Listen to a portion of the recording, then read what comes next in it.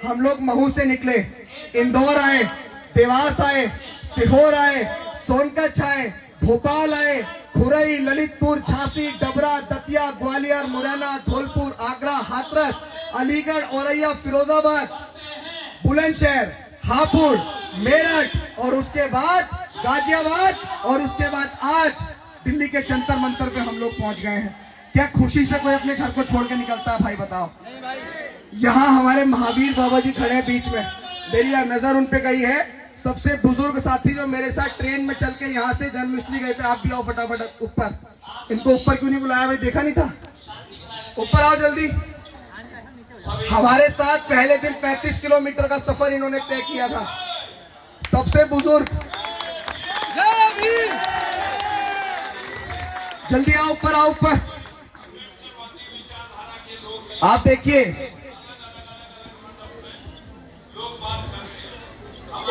आ जाओ ऊपर, आओ जल्दी इधर से। ये देखो आप, कितनी उम्र समझ रहे हो इनकी। ये हमारे साथ 35 किलोमीटर पैदल चले थे पहले दिन, महू से लेके इंदौर तक, और बहुत सारे एक्सपीरियंसेस मैं आपको शेयर करना चाहता हूं। देखो, जोरदार तालियां इनके लिए, नारे लगाओ नारे।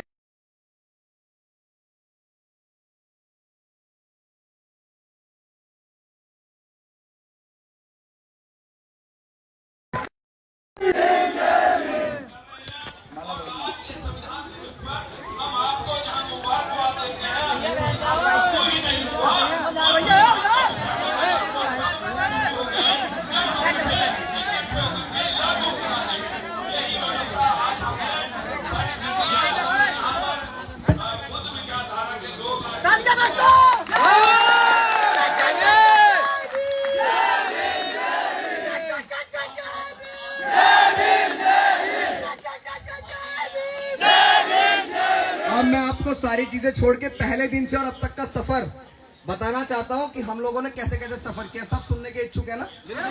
देखो, बड़े ध्यान से सुनना। 20 तारीख को अपने घर से निकले, 17,000 रुपए का कलेक्शन लेके, जिसको हमारे कॉलोनियों के और हमारे जिम्मेदार साथियों ने, बड़ों ने, जिनमें लोकेश भाई, वीरपाल जी और हमारी कॉलोनी के साथी, सबका नाम लेना उचित नहीं है, उन तमाम लोगों ने 17,000 रुपए का कैश हमें दिया और हम अपने घर से ट्रेन में बैठ के निकल गए। कहां? महू नहीं निकले, हम पहुंचे थे रतलाम। और रतलाम पहुंचने के बाद वहां एक साथी है मुस्लिम कम्युनिटी के, दिलावर पठान, उन्होंने हमें बोला था कि भाई हम आपको महू तक छुड़वा देंगे, गाड़ी से या ट्रेन से, जैसे भी। हमने कहा ठीक है जी, आप हमें वहां छुड़वा देना। हम वहां पहुंचे, उनके यहाँ रात रुके। अगले दिन 21 तारीख को जब हमने उनसे कहा कि छुड़वा दीजिए, तो उन्होंने कहा कि 2 गाड़ियां हैं, छुड़वा देते हैं।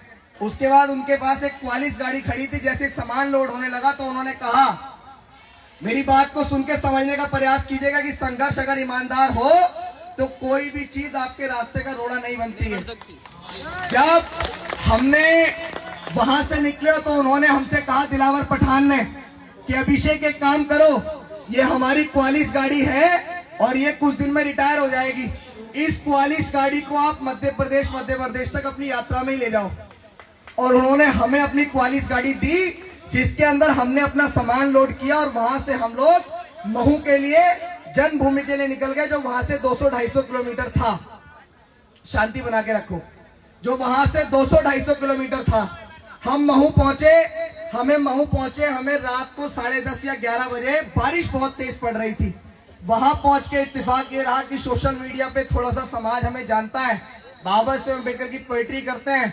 तो वहां पे 3 बच्चे थे, जिनमें मुख्य नाम ऋतिक और 2 साथियों का नाम मेरे दिमाग से निकल रहा है। वो बच्चे वहां खड़े थे, हमने मास्क लगाया हुआ था, उन्होंने हमें पहचान लिया। उन्होंने कहा, अरे अभिषेक सर, तो उन्होंने ऊपर फोन लगाया होगा।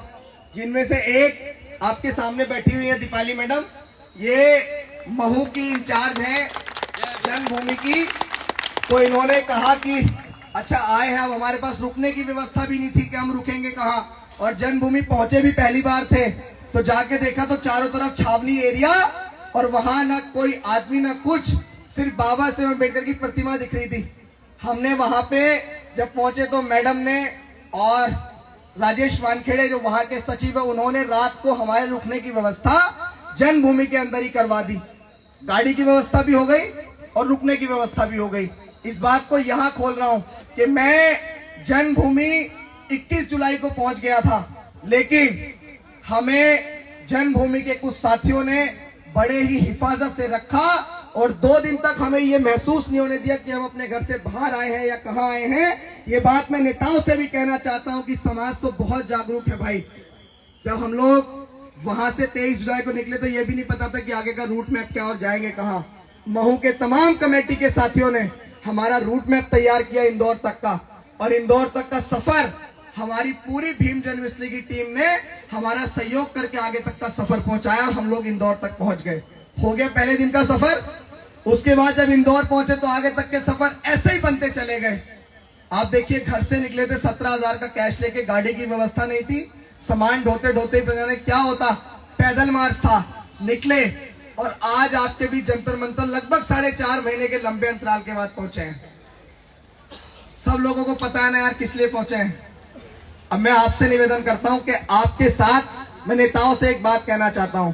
हमारे समाज के नेता अक्सर हमारे बीच आकर कहते हैं कि समाज एकजुट नहीं है, समाज एकजुट नहीं है। हाथ उठा के जोरदार नारों के साथ बताओ कि समाज एकजुट है या नहीं है। समाज चाहता है ना कि मायावती, चंद्रशेखर, उदित राज, वामन मेश्राम, प्रकाश अंबेडकर, रामदास अठावले, जीतन राम मांझी और तमाम बहुजन समाज के नेता एकजुट हो जाए, चाहता है ना समाज।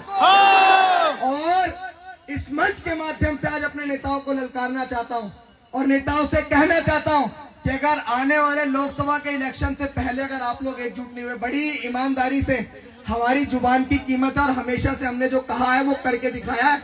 अगर कहा था कि महू जाएंगे और जनविसली तक आएंगे तो चाहे सफर के बीच में कुछ भी हुआ हो, लेकिन रुके आज जंतर मंतर आके ही है। ये आप सबका प्यार था जो हमें यहाँ तक लेके आया, वरना हमारे अपने लोगों ने ही हमें रोकने का बहुत प्रयास किया, लेकिन उन सारी चीजों को पार करते हुए यहाँ आ गए और एक ही संकल्प के साथ आ गए कि यार हमारे नेता कैसे एकजुट हो जाए। अब आप सबके साथ भाई इतने लोग यहाँ पहुंचे तो समर्थन करते हैं ना हमारी बात का। अब मैं आप सब लोगों के साथ अपने नेताओं से कहना चाहता हूं कि आने वाले लोकसभा के इलेक्शन से पहले या तो कुछ सोच लो, वरना ना तो कहीं काफिला जाने देंगे और ना कोठियों से बाहर निकलने देंगे। ये समाज है, ये समाज आपको अगर अर्श से फर्श तक पहुंचा सकता है, ये समाज अगर आपको फर्श से अर्श तक पहुंचा सकता है तो ये समाज दोबारा आपको फर्श पे ला सकता है। इस बात को याद रखना। मैं बड़ी ईमानदारी से कह रहा हूं कि अगर हमारे नेताओं ने कुछ सोच लिया और आने वाले लोकसभा के इलेक्शन तक हमारे नेता साथ आ गए तो ठीक है, वाह वाह ये, वरना हम तो बता रहे हैं कि एक अच्छा सा मूवमेंट खड़ा करके, साथियों को खड़ा करके, कैडराइज मूवमेंट खड़ा करके ना नेताओं का काफिला कहीं निकलने देंगे, ना नेताओं की रैली कहीं होने देंगे। इस बात को याद रखना। इस देश में कोई आंदोलन नहीं होगा, अभी इस देश में कोई आंदोलन नहीं होगा। इस देश में अगर बहुजन समाज के लोग कोई आंदोलन करेंगे तो वो आंदोलन होगा सत्ता का आंदोलन, क्योंकि बाबा साहेब अम्बेडकर और मान्यवर कांशी राम साहब ने हमें सत्ता का रास्ता दिखाया था। और जब हमें फूले शाहू पेरियार ललई अम्बेडकर और मान्यवर कांशी राम साहब कहकर गए कि हमें इस देश का हुक्मरान बनना है, बाबा साहेब अम्बेडकर ने कहा कि 21वीं सदी हमारी है, मान्यवर कांशी राम साहब ने कहा कि 21वीं सदी हमारी है। तो जिस सदी में हमारे महापुरुष हमें इस देश का हुक्मरान बनाने का सोच के गए थे, आज हम उस सदी में उस गद्दी से इतने दूर क्यों हैं? 206 वाला बहुमत आज एक सीट पे क्यों है? आज हम इस देश में एक भी सांसद बनाने की औकात क्यों नहीं रख रहे हैं? ये सवाल नेताओं से कौन करेगा? कौन करेगा ये सवाल नेताओं से? भाई हम तो अपने घर को छोड़ के निकल गए और हमारा आखिरी संकल्प यही है कि जब तक हमारे नेता एकजुट नहीं होंगे ना चैन की नींद सोएंगे और ना चैन की नींद अपने नेताओं को सोने देंगे। आप सबके विश्वास के साथ बोल रहे हैं। उम्मीद भी नहीं की थी कि जब जंतर मंतर पहुंचेंगे तो इतना सारा समाज का लोग जो है हमारा साथ देंगे। एक नज्म आप सबके भरोसे से कह रहा हूं कि हार जाऊंगा मैं, सोचना छोड़ दो, ख्वाब टूटूंगा ये देखना छोड़ दो, इस मिशन के लिए जा भी कुर्बान है, रुक मैं सकता नहीं, रोकना छोड़ दो, रुक मैं सकता नहीं। देखो, एकता की शुरुआत यहीं से कर देते हैं। ये दोनों मंच अम्बेडकरवादी मंच थे।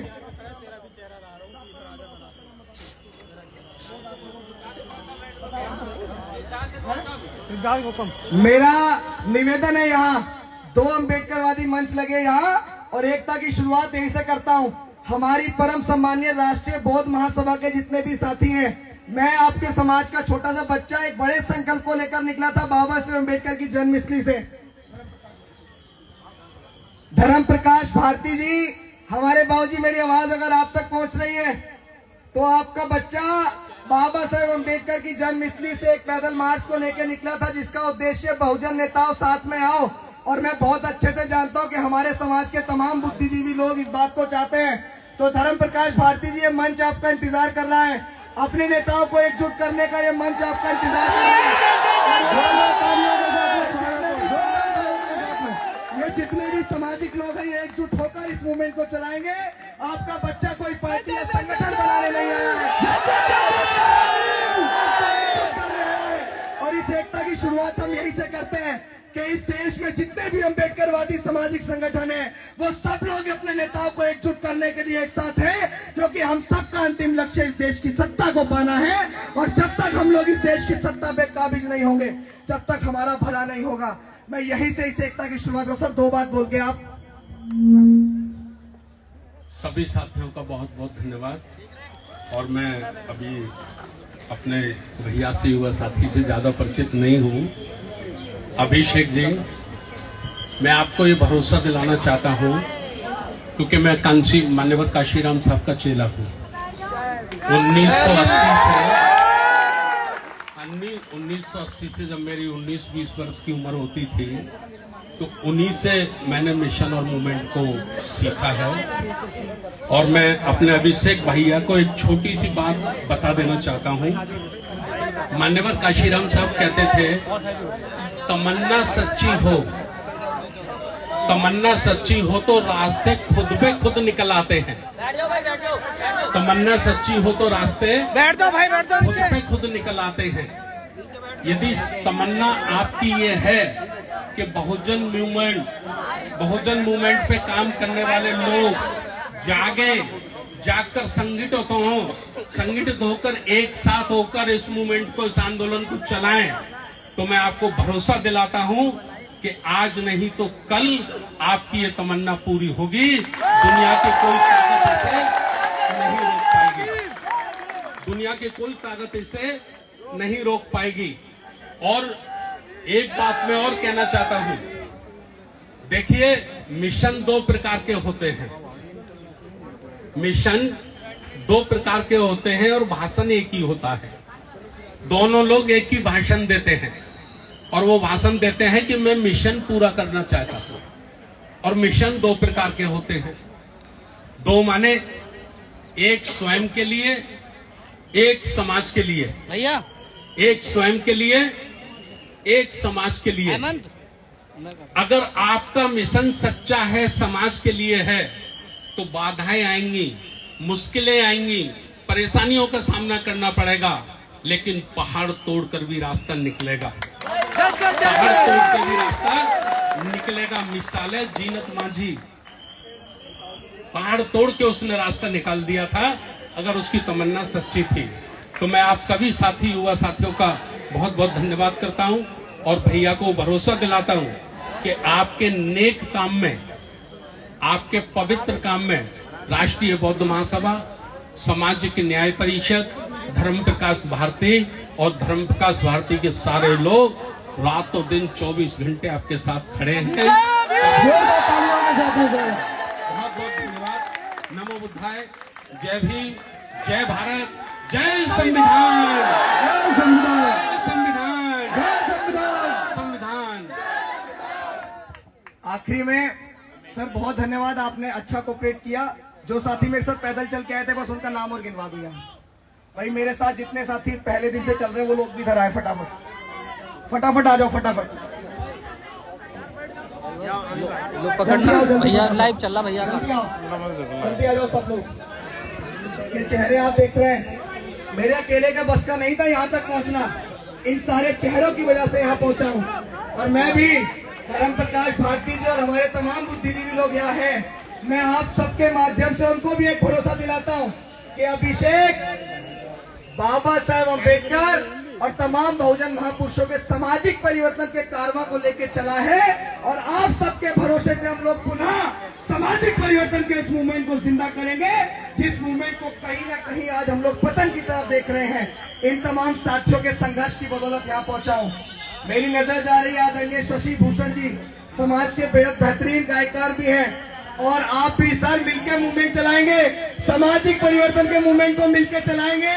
आपके समाज का एक छोटा सा भाई आप सबसे निवेदन कर रहा है कि आज हम लोगों को किसी एक नेता और किसी एक पार्टी की कट्टरता छोड़ के अपने सभी नेताओं को ललकारना पड़ेगा और सवाल करना पड़ेगा कि हम लोग देश की सत्ता की तरफ क्यों नहीं देख रहे हैं, क्यों हम लोग सिर्फ लंबी लंबी गाड़ियों के काफिले को और अपनी कोठों में बैठने में मस्त हैं। ये सवाल अगर आप बुद्धिजीवी नहीं करेंगे तो कौन करेगा। आप सबके भरोसे से आखिरी में एक शायरी और एक नज़्म पढ़ता हूँ। होप के सारी हदों से गुजर जाएंगे, वो मत समझना डराने से डर जाएंगे, वो मौत के नाम का खौफ देता है क्यों, मौत जिस रोज आएगी मर जाएंगे। आखिरी में मेरा ईमान ये कहता है जरूर आएगा, इन अंधेरों का उजाला भी जरूर आएगा। मेरा ईमान ये कहता है जरूर आएगा, इन अंधेरों का उजाला भी जरूर आएगा।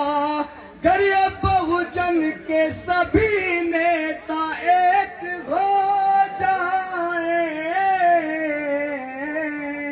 मुल्क में राज तो अपना भी जरूर आएगा।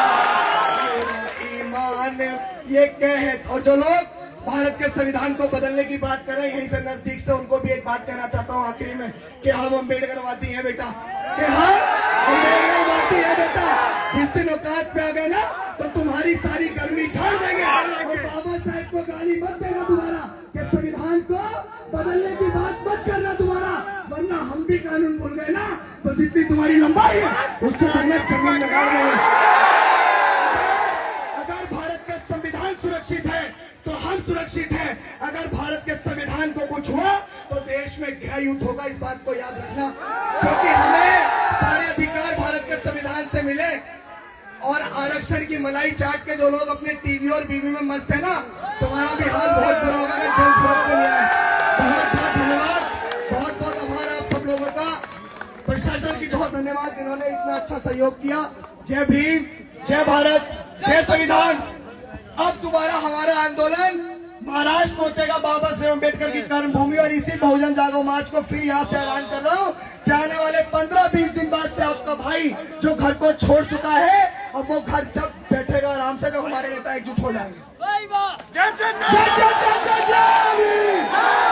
ये छोटी बहन निशु आजाद बहुत अच्छा बोलती है, बहुत अच्छा काम कर रही है, और मैं तो इसकी जितनी तारीफ करूँ उतना कम है गुड़िया की, है ना। ऐसे ऐसे 20 समाज के अंदर उत्पन्न हो रहे हैं, किसको क्या पता कब कौन समाज की बेटी मायावती बन जाए, नहीं पता ना। और मेरठ से भी कुछ साथी आए हैं, अंकुर घाट, बीके सिंह, कहाँ है, आओ आओ जल्दी आओ भाई, जगह बना दो फटाफट। पीछे पीछे हो जाओ, फिनिश फिनिश फिनिश। बहुत अच्छे बहुत अच्छे। देखो तुम्हें भी कह रहा हूँ भाई, इस मन से किसी एक नेता पार्टी के कट्टरता छोड़ो और सब लोग एकजुट हो जाओ। हाथ जोड़ के आप सभी का बहुत बहुत धन्यवाद, बहुत बहुत आभार और बहुत बहुत साधुवाद। आखिरी में एक बात और, बाबा साहेब अम्बेडकर ने शिक्षित रहने को कहा, संगठित रहने को कहा, संघर्ष करने को कहा, लेकिन बाबा साहेब अम्बेडकर ने 14 अक्टूबर 1956 को बौद्ध धर्म को भी अपनाया था। तो आप सबको तथागत बुद्ध के मार्ग पर भी चलना पड़ेगा, तभी ये मूवमेंट साकार होगा। बहुत बहुत धन्यवाद।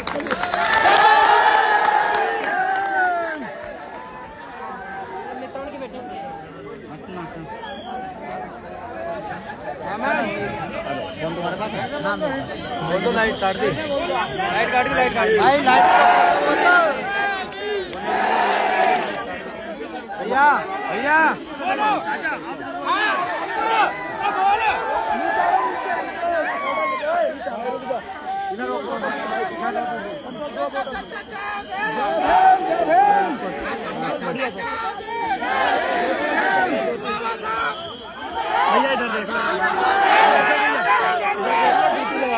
फोटो ना खिंचवा पाओगे फिर फोटो ना खिंचवा पाओगे